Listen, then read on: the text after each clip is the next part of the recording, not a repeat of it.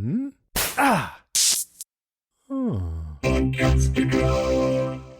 You're listening to the Run for Your Lives podcast.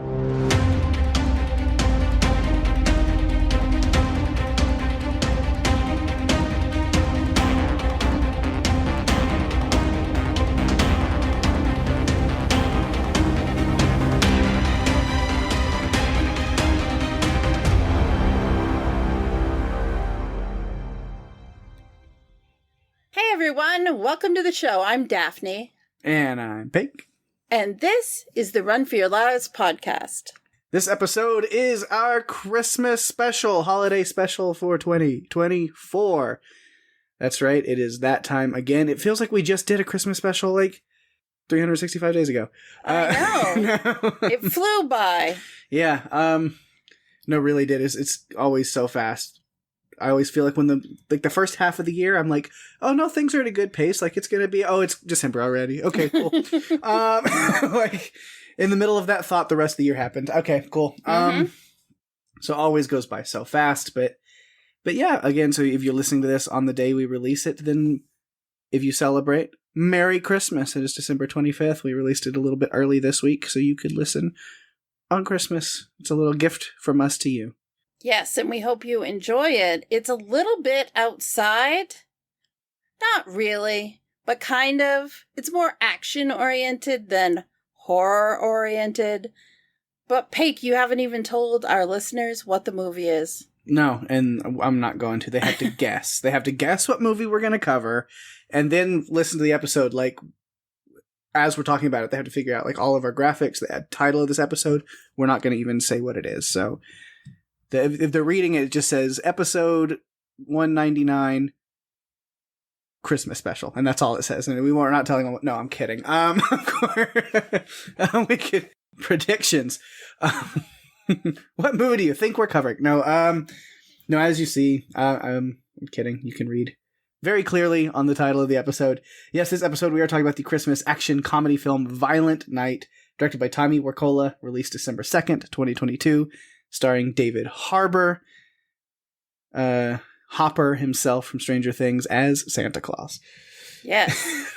He had to get in pretty fantastic shape to be able to pull off some of the stuff he was doing in this movie. Oh, yeah.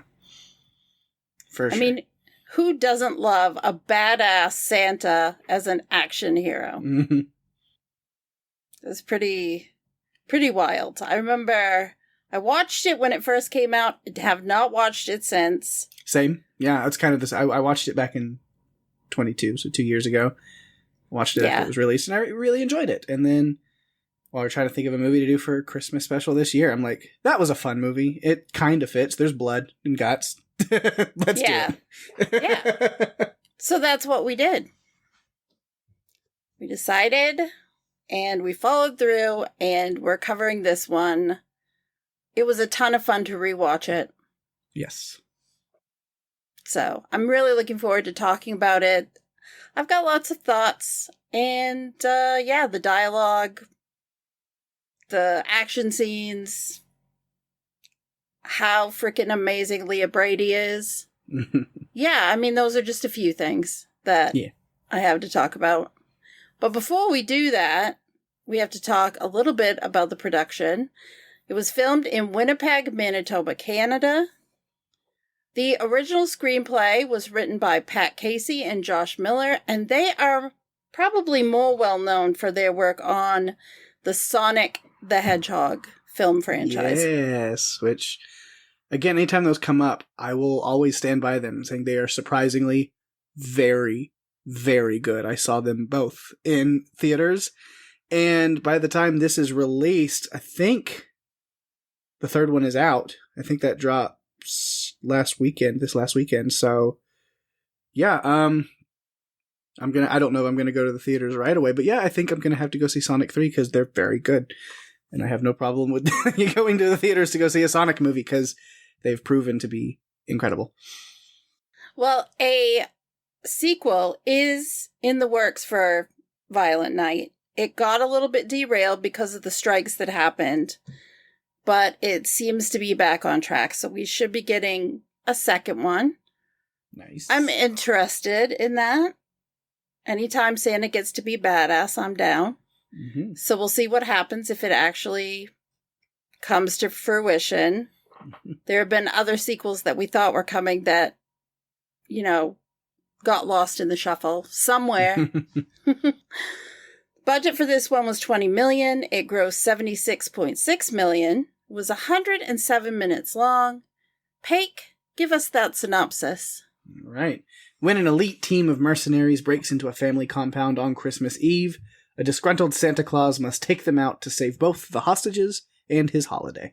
Well, breaks into a family compound.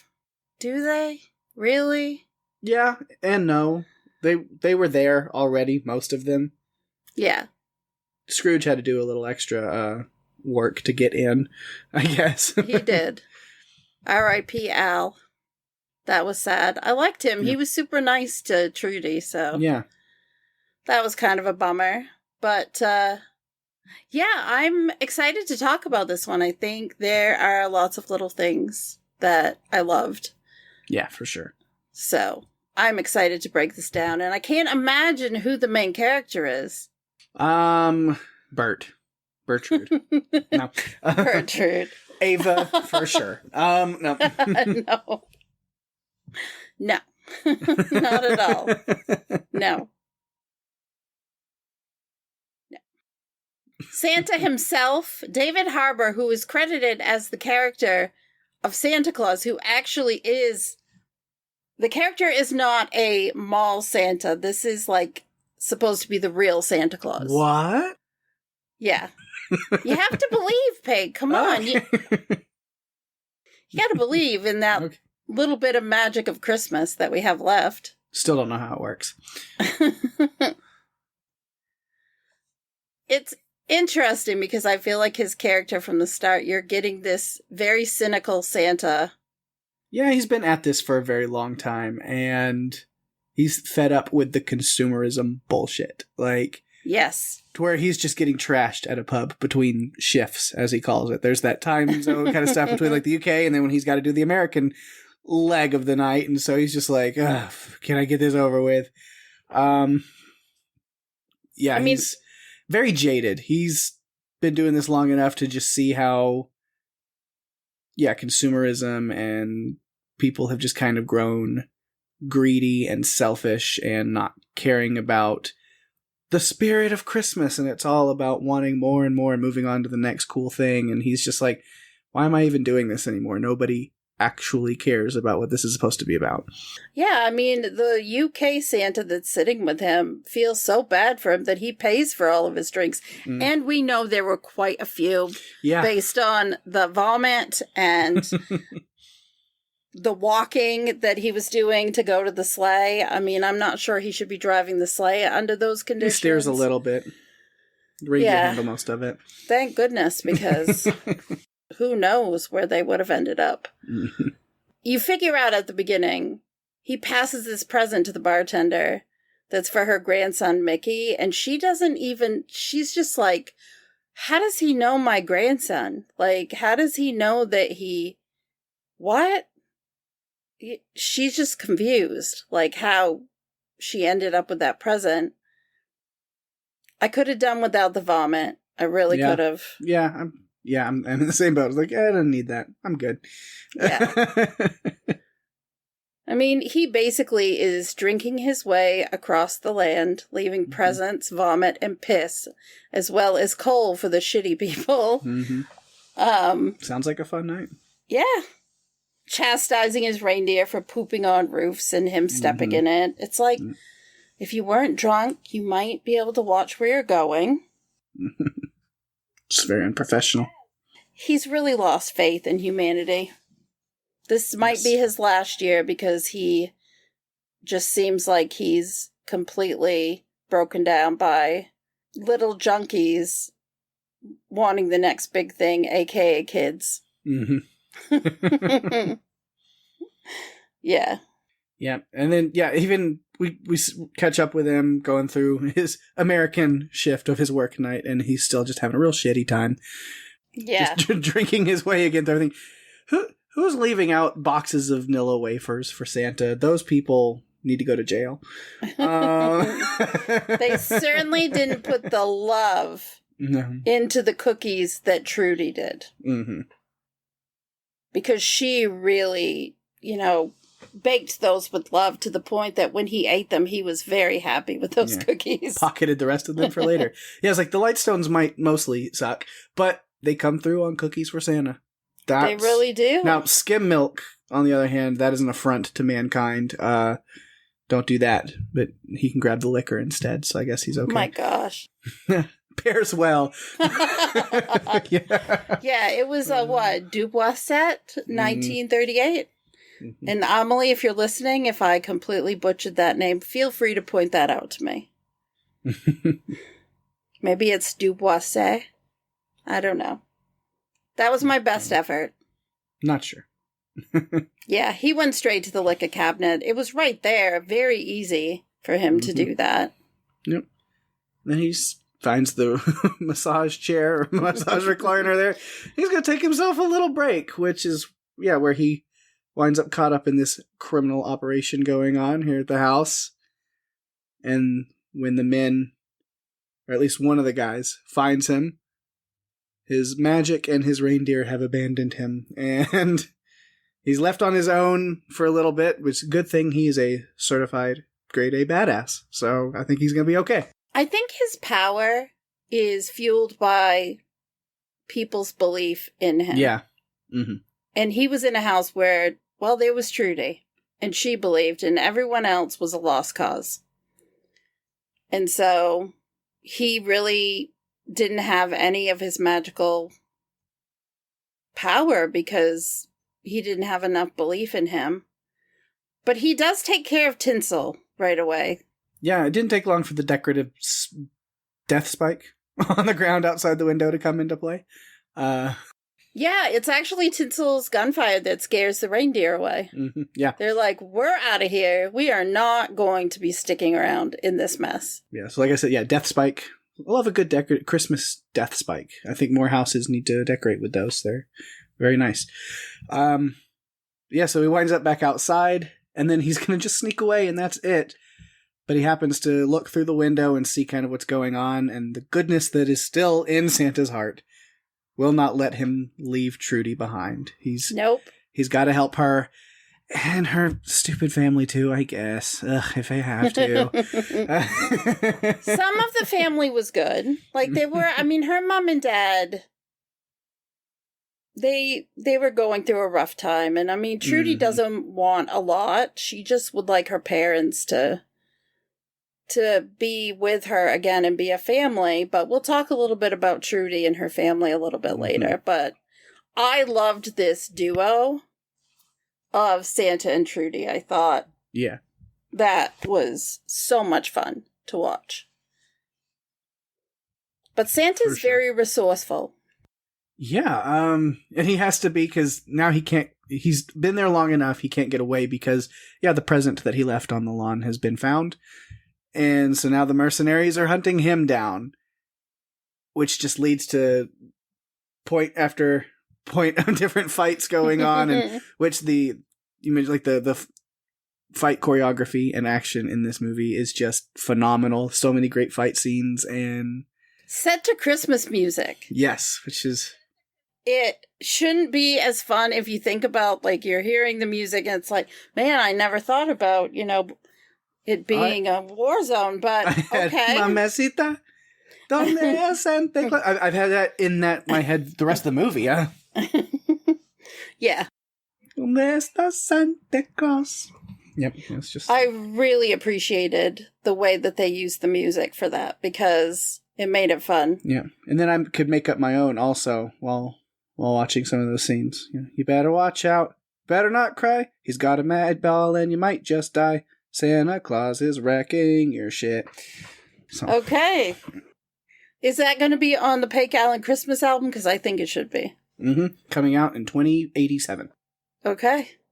Yeah, because that's when it's Frosty that he fights up there, beating him with the mad ball for a while until that breaks. Frosty told Santa he was going to rip his balls off, but it was Santa that had those balls that he used really well.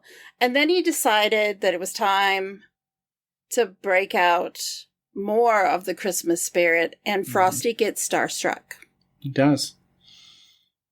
Plugged in for good measure. It was great. Yep. Eye star electrocution, setting your head on fire. It's brutal.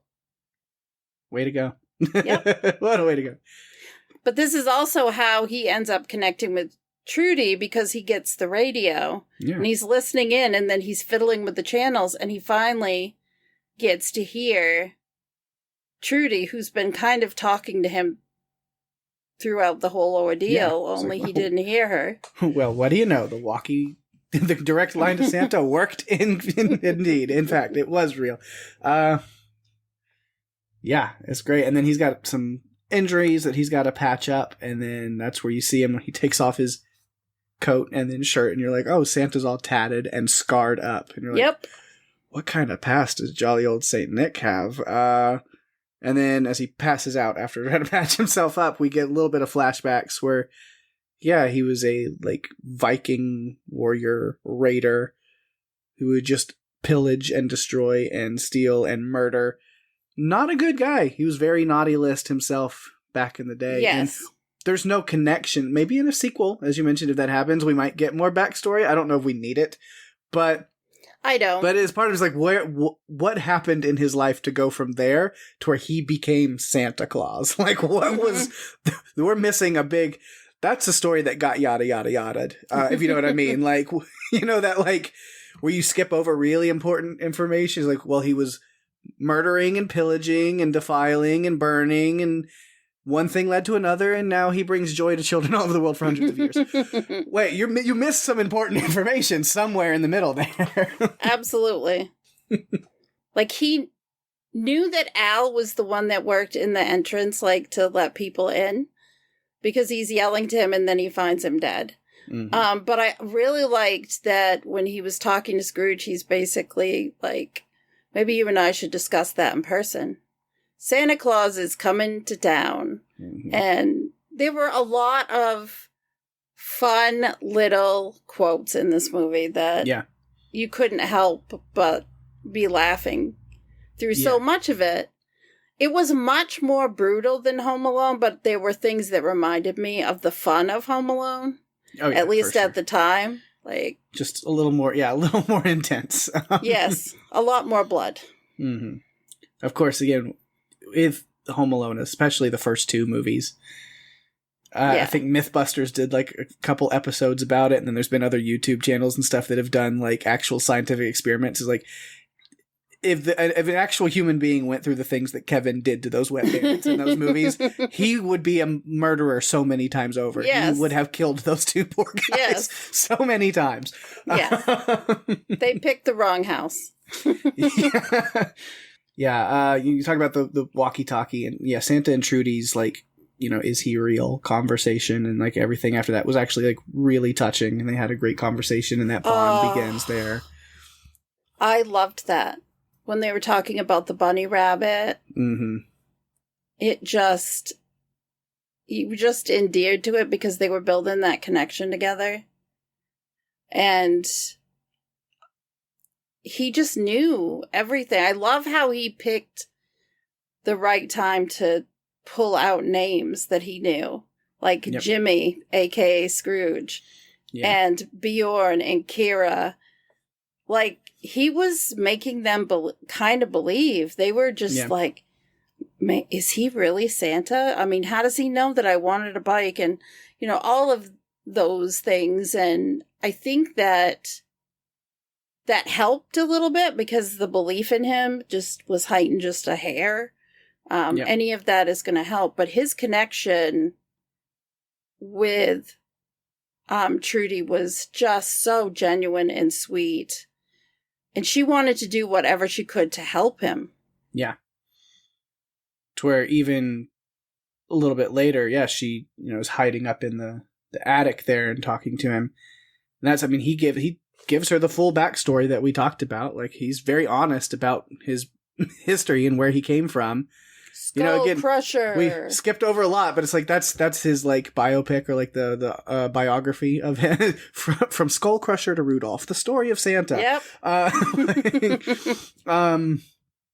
But I like that Trudy kind of tells him maybe you can use that particular set of skills to do some good, right? Like save her and her family. So he's pulling presents out of his bag even before this conversation. He's looking for something that isn't a video game or a book that he can use as a weapon. Yeah. To be able to fight these guys. Yeah, he's like, why did nobody ask for a bat or a club? Or like... And Trudy's just encouraging him to do good things. Yeah. And telling him that she believes in him because he gave her a best friend, which is the bunny. And he just wants her to stay safe, so he tells her to, stay hidden. But she saw Home Alone not that long ago, and she really wants to set some traps in the house and attic where she is. Sure, kid, go have fun with that. Just be quiet. Just be quiet. Yeah, and then Santa gets captured, and he's questioned. Jimmy, Bjorn, Kira aren't expecting him to know their names and things about them as kids, as you mentioned. And then Jimmy gives his supervillain cracked out backstory about why he hates Christmas so much. And it's like, okay, dude, I'm sad that your family struggled and everything, but like you were still a thief and a murderer and you still suck. So like, no sympathy really for you. I don't know. Yeah, no.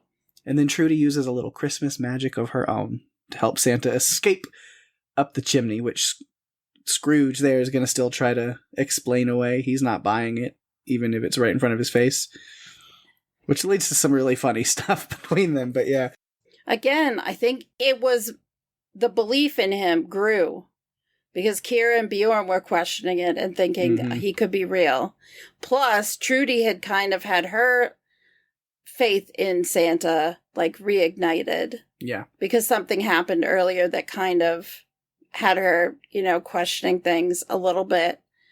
So he was able to get away. Yeah. But I mean, they've tortured him a little bit and he's got to heal up. Yeah, which he doesn't have time to do because the kill squad shows up and they are also not good. They're on the take, whatever for Scrooge. They're on that side. So then Santa quickly overrun and closed in by a whole new slew of naughty listers. And that leads into that place. Yeah, he's just kind of ready to give up all hope. But luckily, he still has Trudy. Yep. And a hammer. She says, give them their lumps. I love the conversation they had earlier where they were just talking about ass, butthole, anus, like... Yep. Because he didn't want her to be, calling it ass. He wanted her to be good. Mm-hmm. Because if she kept cursing, she'd wind up on the naughty list and then he'd have to murder her. So, no. No, I don't think he would do that. But he knew she was a good kid because his little scroll told him. She'd been a good girl. And so he was trying to save her and her family. Mm-hmm. We'll talk about them in a little bit. Yeah. So all these soldiers, the kill squad, come into the building that he's in, and these soldiers just need to stop. Hammer time. Dun, dun, dun, dun, dun, dun, dun, dun. Yeah, for sure. He's great with a hammer. Yeah, the hammer's great. He whips out a candy cane shank, which band name, call it. Yeah, you just... Pretty much everything that he puts them through, and then the other mercenaries, once he gets out of there, it's like, yeah, you don't want to wind up on this Santa's naughty list. No. His extra naughty list. There's a certain level. It's like, with this Santa, it's like the good kids get presents and Christmas joy. The naughty list people get coal, and the extra naughty list get a hammer to the face. Yep. And it doesn't feel good. Mm-mm. I did love when he had finished up inside like the barn or the whatever that extra room was. He puts the grenade in the guy's jacket and calls it a stocking stuffer. Yeah, that's a great one. That was great. He's like starts running when he goes, I have to watch. He's like not a bad Santa. He's like, he has a heart, but he's not letting these people get away with what they were trying to do. Right. He's just not. No. Yeah, and through, everybody kind of going outside, leaving Krampus behind. We'll talk about him. Oh my goodness, the names to be dealt with of the people. I had to write them down because I did too. Yeah. They're ridiculous.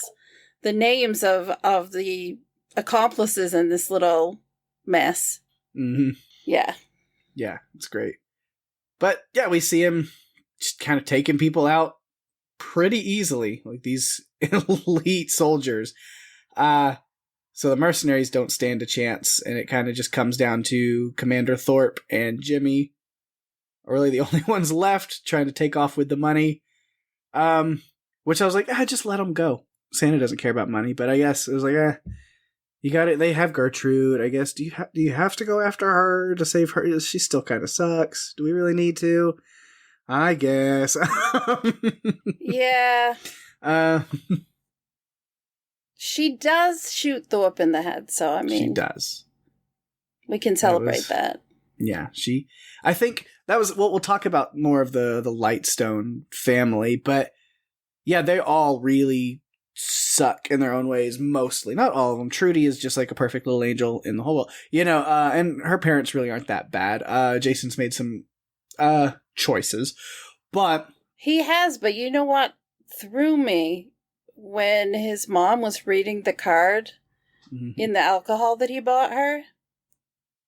I'm like, she's proud of him.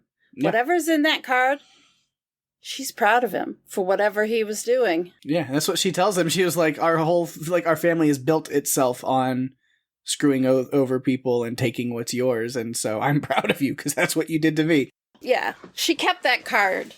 Mm-hmm. Because I forgot a lot of this movie because I saw it 2 years ago. It wasn't on my mind like what was like. There were a lot of details that I didn't remember.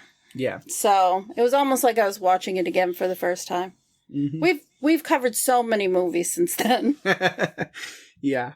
But yeah, so as I said, a lot of the other family like really sucked. But I think they all went through a character journey over this movie that I think made them all better people, hopefully, in the long run. I mean, Jason and Linda definitely like connected. Trudy's perfect anyway. But like I legit feel like Bert is going to be a much better kid after this. Ava, she's going to have some work to do, but I think she'll have some better stuff. And then Gertrude, again, it's up in the air. Who knows? She could just flip again and be like, okay, well, that's over and done with. Back to being greedy. But at least at the end of this movie, there seems to be like that, heart that has kind of, they're like Grinches. All their hearts have grown 3 sizes that day. Yes. Will it stick? Who knows? But there are a few that could stand to have their hearts grow even bigger because the sizes don't match up when you think about it. Right. But I think the theme of people believing in Santa and the magic, he gained power whenever people started to believe. Yeah, to the point that, Commander Thorpe shot him several times and killed him. He died. Yes. But it was the power of belief of all of the Lightstones that were left there, like, which I guess all the Lightstones, no Lightstones died. Just Morgan Steele, and who really cares about him? Nobody. Most ridiculous Christmas present ever, let's just say. Right. But yeah, so them working together and this power of belief was enough to bring him back. And I love this, like, you were dead. He's like, Christmas magic. Still not really sure how it works. And that's okay. Which then I like is like, how do I ever repay you for saving us? I was like, well, you did bring me back from the dead, so I think we're even. Yeah. I loved when he was facing off against Scrooge, and Scrooge thinks he's got him down, like it's over. Mm-hmm. And he's like, the last Christmas. And Santa is just like, not if you still believe. And he touches his nose and pulls Scrooge up through the chimney, turning him into a pile of guts and blood and body. You forgot one thing. Chimney magic. Best kind of magic. Mm-hmm. Yeah. Again, Santa as an action star. It's great. And it's like the ending is it's interesting. It's like, oh, so the reindeer went back to the North Pole. They get his backup sack, and Mrs. Claus sends Skull Crusher with them. It's a little too late for that, but it's a wonderful thought, I guess. Well, and he's chastising the reindeer for leaving him, but then he's, you went to get my spare sack. Oh, and so he's happy after that. Yep. And then it's back to work. Yep. Little more Christmas spirit now, thanks to Trudy. Yeah, I think she believed enough for everyone at first, and then they all kind of came along. She made Santa believe in himself again. Yes. So good, this girl. Yeah, the actress is so amazing. I went and looked her up. Leah Brady, she's actually was in 4 episodes of The Acolyte, Okay, which yeah. I didn't watch The Acolyte, so. Yeah, I didn't really put it together, because, yeah, she looks different, but now that you say that, and I'm piecing together, because I did watch that, yeah, no, that was definitely her, yeah, for sure. Yeah, she's great. I'm looking forward to seeing what she does, like, more. I feel like we pick these movies that have great child actors, so it's cool to see them when they start out and hope that they pop up in something else. Yeah. So I think I'm good on Santa there, so let's talk about, I have Trudy and her parents kind of all Yeah, let's talk thrown into about one. Trudy and her parents. I mean, what we learned at the beginning is that Jason and Linda are not together, basically. Yeah. And Linda's coming on this little trip to see the family. So I'm not 100% sure how much his family knows about their problems. Probably not much. Jason seems like he's been trying to distance himself from his family for a while, but Yeah. not enough to where like he's seeing the strain that like his family and his work and dedication that has put on them, where they're definitely not living in the same place. They're separated. No. So that's where all his plan comes from, is he's like finally choosing his wife and his daughter over the rest of his family. It seems like it might be too late. Yeah, before this, if this wouldn't have happened, yeah, I don't know if there ever would have been any reparations possible. But nothing like a bunch of murder to bring people back together in love. I get it, because in-laws can be they can be something to deal with, for sure. You get lucky sometimes, but in-laws can test your patience. It's very difficult. I've been very lucky, but yeah, it can be a challenge. Yeah. But yeah, we see Christmas Eve at the mansion. They have like a whole party. It's like it's not even like a whole party. It's just the family, the immediate family. Yep. But they still have all this staff and catering and bartenders and all this stuff for like, 6, 7 people, 8 people, whatever it was. It's like, okay. Yeah, so we kind of see the family is just, super wealthy and mostly super awful. Edie Patterson being peak Edie Patterson as Ava. I love her so much. She does it so well. She plays a very similar character in like everything she does. She's very good at that. Just like awful human being character. She's incredible in The Righteous Gemstones. Yes. I was going to say that. Oh my God, she's so good. When I saw that she was in this, because I forgot she was in it. Yep. All I could think is she's just playing the same character. It's Judy Gemstone, It is. like, yeah. It's like, this is great. But she does such a great job. Why would you not want to cast her in that role? Because she's so believable. So she did recently a little arc on the latest season of Resident Alien that was it's a toned down version of her character, but the attitude was still there, and it's so good. You can't help it. Yeah. She's just, and you know what? She was also in Vice Principals, and I think that Danny McBride is also in that. And Danny McBride is also in The Righteous Gemstones, so yeah. It's all like connected, it feels like, in some weird HBO way. Yeah. But yeah, so as terrible as they kind of seem, Trudy is such just like a wonderful, sweet kid. A true heart of gold. Oh, yeah. Spelled that TRU, as Al, the gate man, was calling her. And I do like, though, that she mentions, I didn't get to go to the mall with Daddy, and I didn't get to talk to Santa.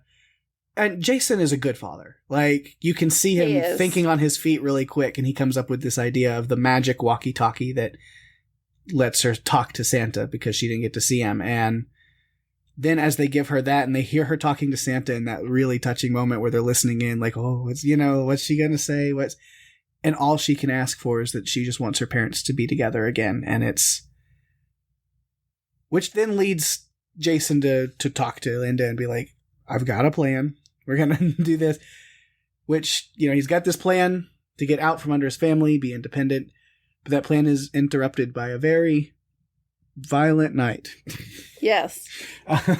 As the title would suggest. And Scrooge sings his own version of that song at one point. Yeah. I don't think I'll be buying the John Leguizamo Christmas album anytime soon. No. No, definitely not. Not doing it. But yeah, and then with Scrooge and the mercenaries questioning things, they're after Santa has now derailed their plans. They keep calling him a gopher that's messed everything up.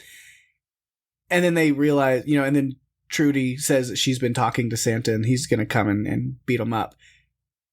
And so that's what the question, like, who have you been talking to? It's like, it's really Santa. And they're like, no, she's playing pretend. She's not. And she's very dead set on, no, I was talking to, which leads Jason to have to like try to cut that down by then telling her the bad news that no parent wants to tell their kids until it's time. And this was a terrible and devastating time and way to tell that Santa isn't real. It was a bad time to find that out for Trudy and for Morgan, apparently, as well.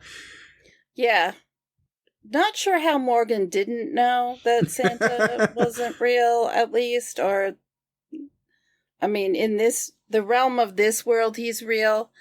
But he seemed very surprised. Yeah, well, that doesn't really surprise me. No. He's not the brightest.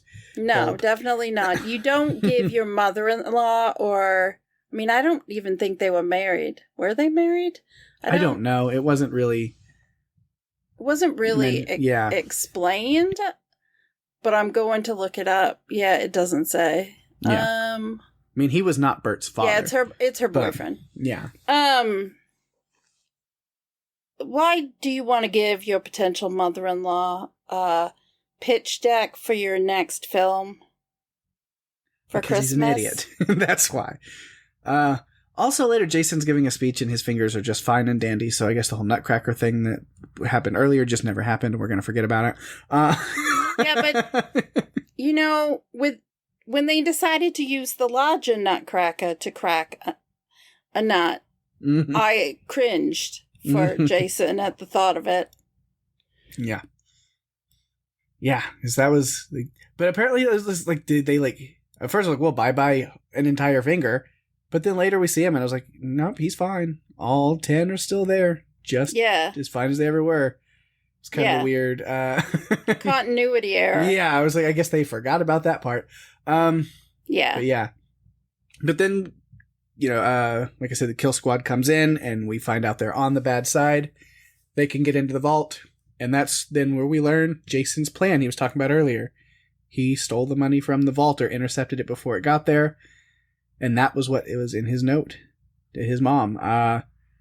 He was going to take all of it. And I mean, again, it was stolen from the U.S. government, so she can't do anything about it. She can't claim that he stole it. She's not supposed to have it. Yeah. He was going to run away, and his family was just never going to come back. Yeah. He's just going to be free and be with his wife and daughter and start a whole new life out from under the thumb, as he says. But unfortunately, this grand plan happened right at the same time that a group of killer mercenaries looking for the money were coming to town. Yeah. So, just bad timing. What are you going to do? Yep. We talked about Trudy's, going full on Kevin McAllister. She did love that movie. It was great. Bjorn and Kira made wonderful wet bandits. They did. Especially Bjorn. He thought he was going to step on the nail, but she had other things planned for that. Yeah, so they were picture perfect wet bandits. They really nailed it. Mm-hmm. It was a ball. Nearly bowled me over laughing. It was a scene worth sticking around for. It was easy to get. It was not a head scratcher at all. It was real enlightening. Worth the wait. Honestly. Mm-hmm. Mm-hmm. Yeah. You're proud of yourself, aren't you? Always. Yeah. That was good. That was a good set of puns. Good job. I try. And then Krampus downstairs is ready for a murder. And he got one. His own. At the hands of two pissed off women and an annoying child. Yes. I loved that, though. I thought it was great. Yeah, at that point I was like, well, maybe Ava and Bert aren't completely useless. Okay, cool. Good for them. They took care of that situation. I loved it. They were all beating on him with pokers. It was amazing.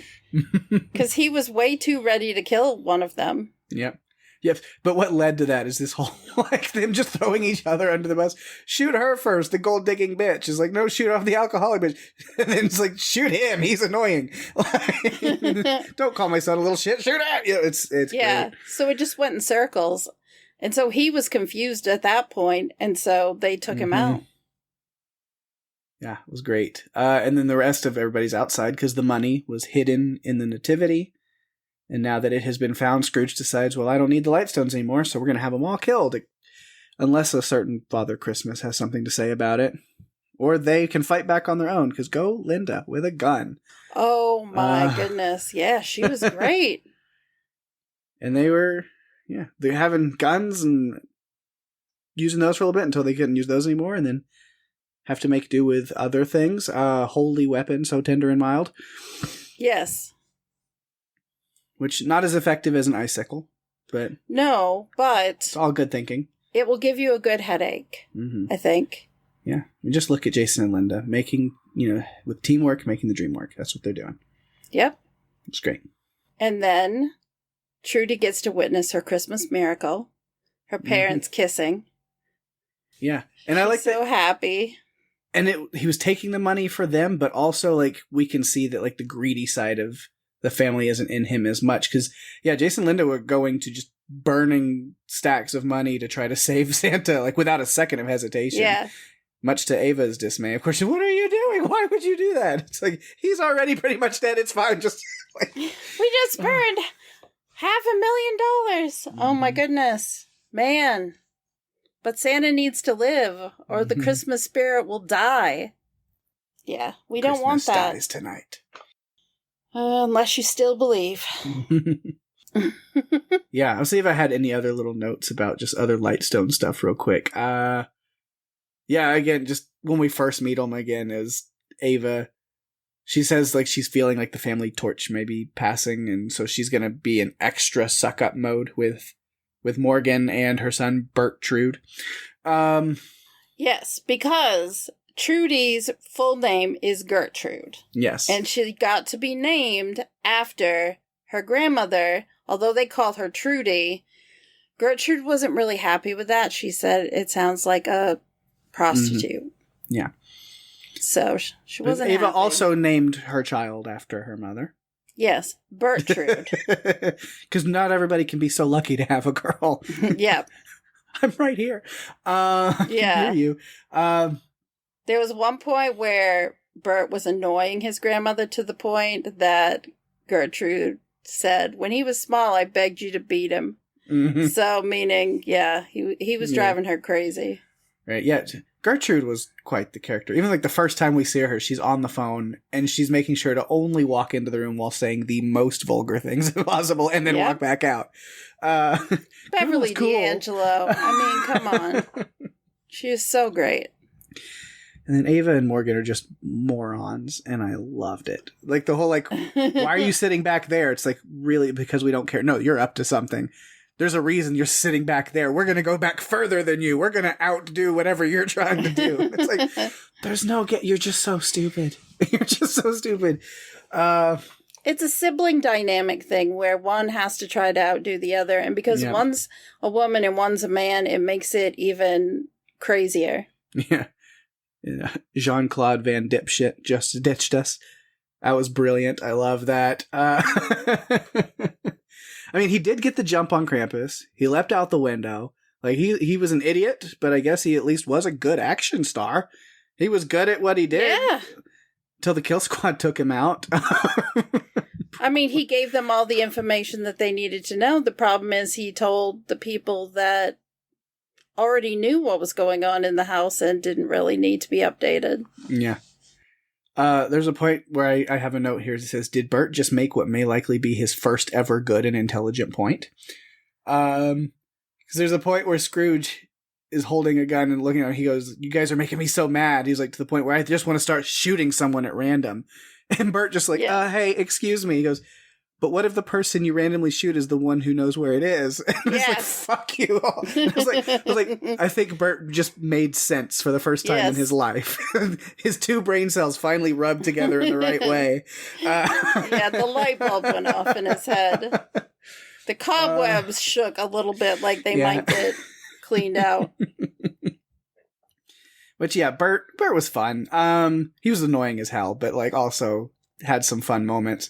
There is a mid-credits scene.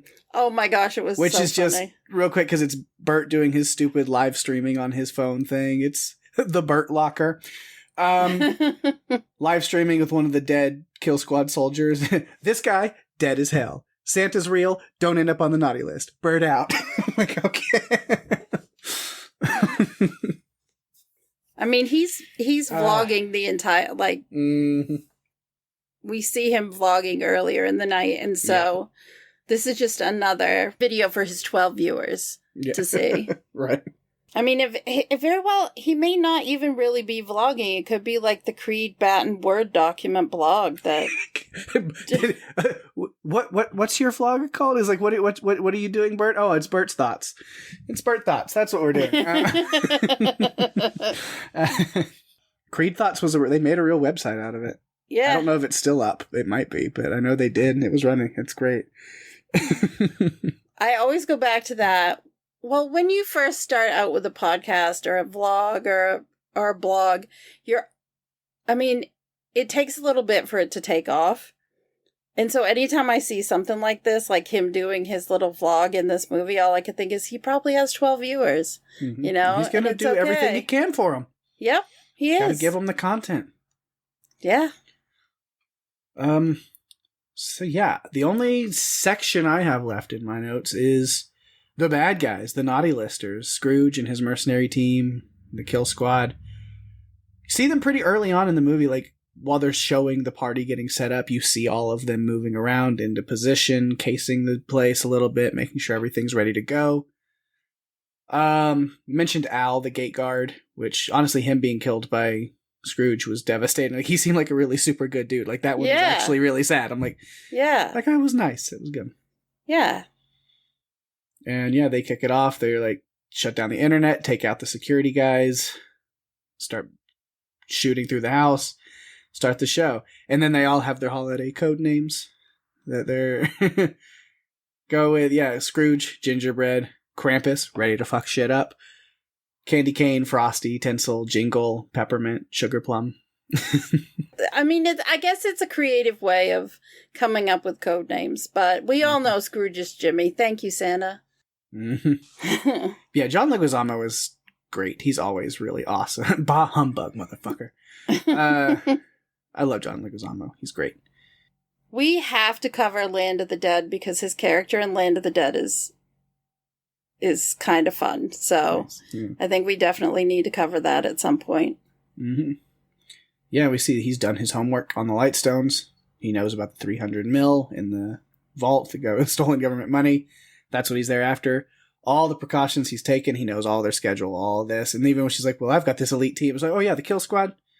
And when he says, like, I know all of their information, it's like, at first it sounds like a bluff, but it's like, no, because he legitimately has gone into business with them and he's working with them. And we see that twist later.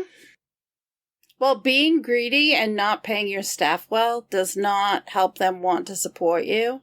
Right. And it makes them honestly available to the highest bidder. Mm-hmm. And Scrooge was the highest bidder. Yeah. Then there was the Nutcracker scene, which I guess they forgot that they put in the movie again, as I mentioned, because he seems fine later. But it does show Krampus is a psycho, because he was more than happy to help with the next part of that. Those were decorative nutcrackers anyway. They weren't like real ones. They were just the decorative ones, so might not be as bad as it I don't know, maybe be. they were real. Who knows? I don't think so. I mean, I have some decorative nutcrackers that look very similar. Yeah, but listen, Krampus was the nut job. Yes! Toying with all of his hostages, having them open presents, and it's all just as, I want to see you rich assholes get each other. Like, he's just giddy. Like, before I kill all of you, let's have some fun with it. And then we get the presents from Ava and Morgan, and they're still idiots. And then we get, that's when, as we talked about, we get Gertrude's reaction to the note. Okay, Jason, and they're like, what did he write? And it's like, well, that's between us. I'll hold on to that. But her expression, you could tell it wasn't like she was upset. It was like she was proud of him. Mm-hmm. To me, I wanted to point out Brendan Fletcher. He played Krampus, and he has been in a couple of movies, Rampage and the sequels that come out after Rampage. There's like a couple of them. He's he goes on a rampage, let's just say. It's not good. All I'm thinking of with Rampage is the Dwayne Johnson movie, and that's not what we're talking about. Because I was like, there was no sequels to that, so I don't know what you're talking about. No, it's another it's more of an independent film about a guy that gets a gun and goes shooting up in a community, and then there are the sequels that go with it. So this, after I've already seen those, it's just kind of like, I can he's do it. Like Edie Patterson. He's playing a type, I guess. Yeah. I mean, here, he's not above punching a child right in the jaw, so he'll do what he has to do. I mean, a lot of people probably wanted to punch him at that point. Yeah, it's like, out of all the children you could punch, I mean, I guess Bert is one of the more punchable ones. I guess. Yeah. But yeah, there's some great moments. Again, after Santa goes up the sleigh and we have that Jimmy, Bjorn, and Kira moment, and you get over the walkie, incoming, we got sleigh bells approaching, and Bjorn's, oh my god, it's his reindeer. It's the extraction team. Pull yourselves together. But it's because they were believing. Yeah. All it takes is a little bit to make you start to question. Yep. And then they get the vault open. I said, well, Commander, you did literally just say you didn't mind as a kid when the presents were empty. So just remember that feeling now, because this vault is empty. Yep. Well, and Scrooge was always longing for the old days when you just poked holes in a vault and it opened up. Mm-hmm. This one took a lot of technological assistance because it was very high tech. Yeah, we talked about the Home Alone section. It looks like a not-so-hidden booby trap worked quite well, actually, Bjorn. Who's the moron now? Yep. Also fucking ouch. Nail through the bottom jaw does not sound fun. Or look fun. Man. And the bowling balls? I loved the bowling balls. Yeah. That was great. If you're wondering what the official transgressions of one Jimmy Martinez are to make him such a naughty lister, I paused it at the right moment to read his entire scroll. And the naughty list reasonings for Jimmy Martinez: killed his best friend, spreads misery, thief, broke his mother's heart, murderer, greedy, hates Christmas, selfish, and I don't know, maybe the worst transgression of them all, income tax fraud. Oh my goodness.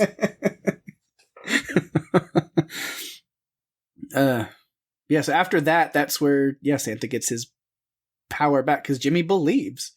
He still hates him, he's still going to try to kill him, but he believes. And Jimmy gets his big final showdown. It's him versus the literal personification of Christmas joy. And what more does he want to end and kill than that? He wants it to end. He wants this to be the last Christmas. He wants it to be over. You know, he's like, Christmas dies tonight. You can never forget about chimney magic. Nope. That was what did him in. But then, yeah, Commander Thorpe shows up and shoots Santa a few times. Not good. But then Gertrude shows up and kills him, so not good. Right. Yeah, she was a little late. I wish she'd come just, a minute or two earlier. It might have helped.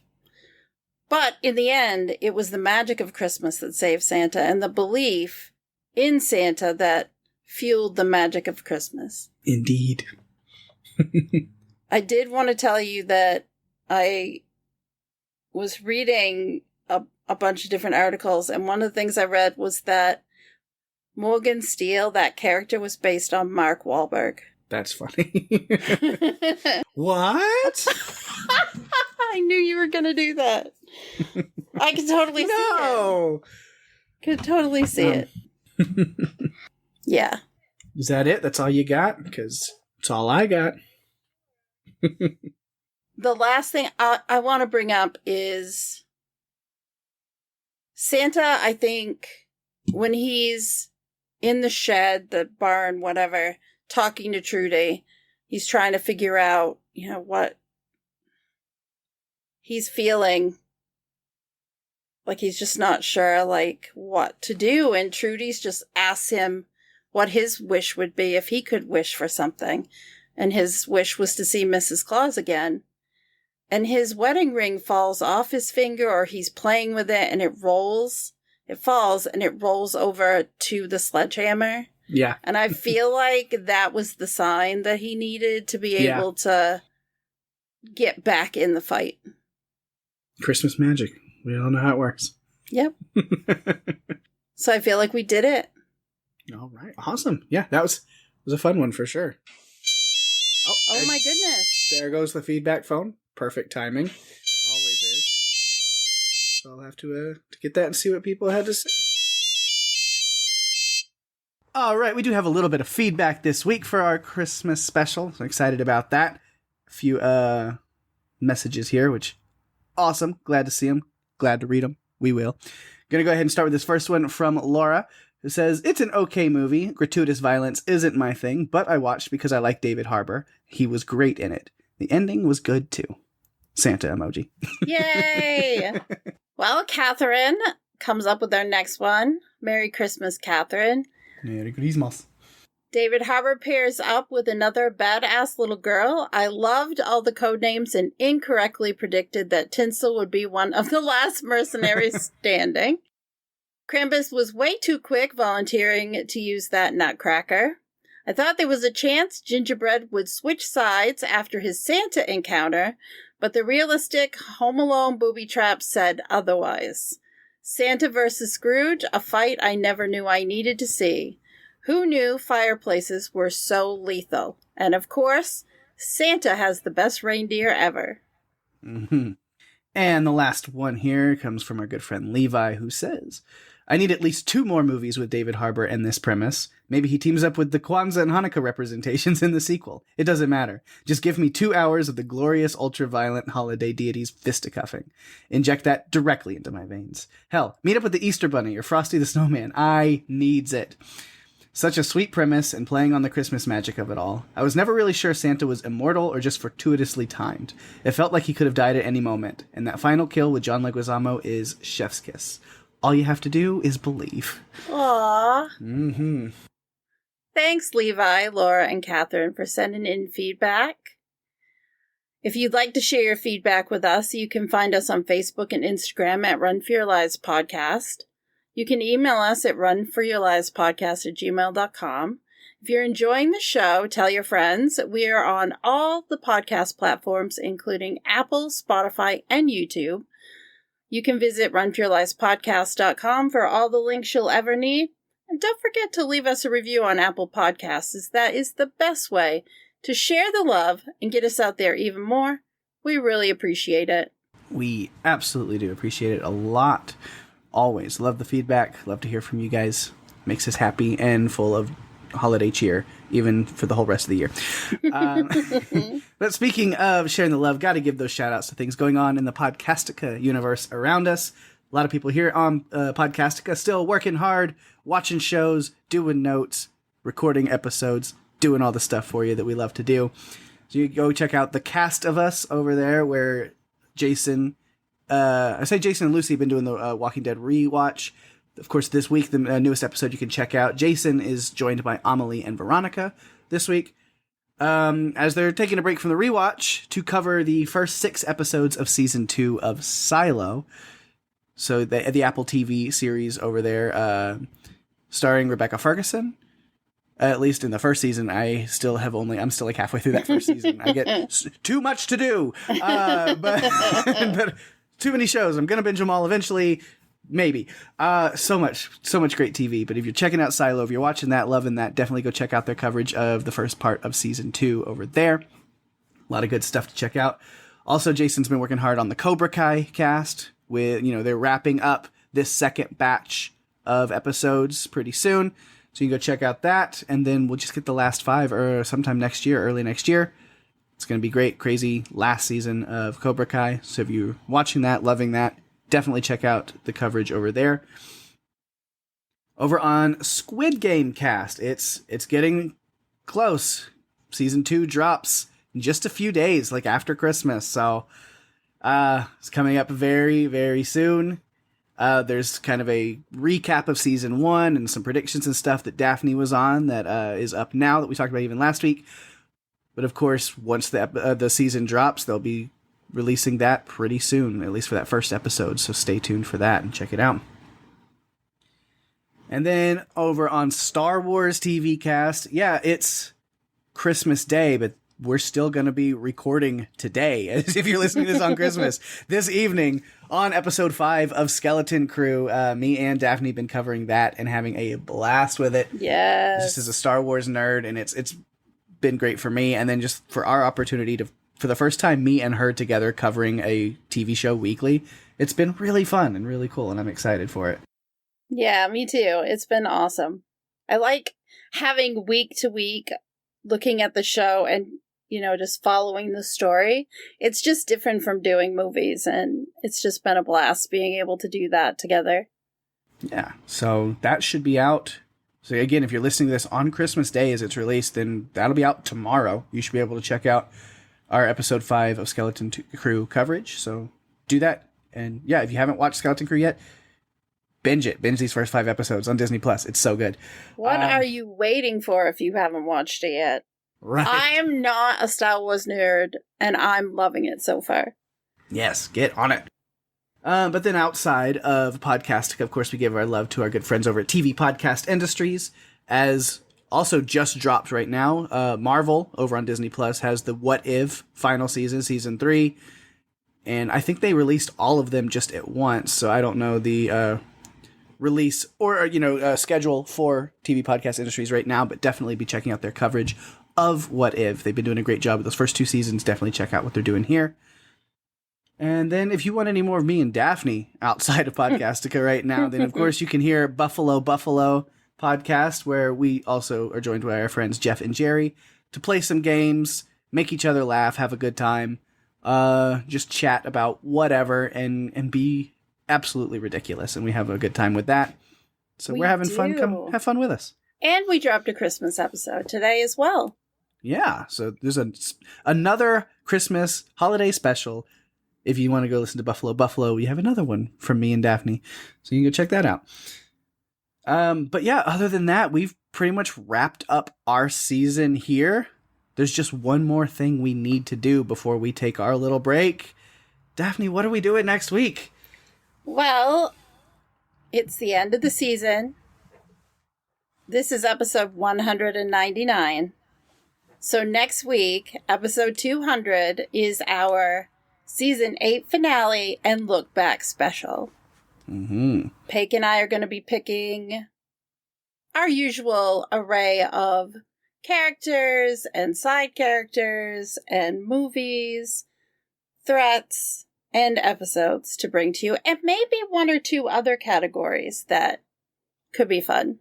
No, you'll have to let me know what those are, because I have no idea. Yeah, we'll see what we can do. But yeah, it'll be fun. It's yet another Riffle Awards for you. We will bring our nominees to the list and then kind of live in action against each other.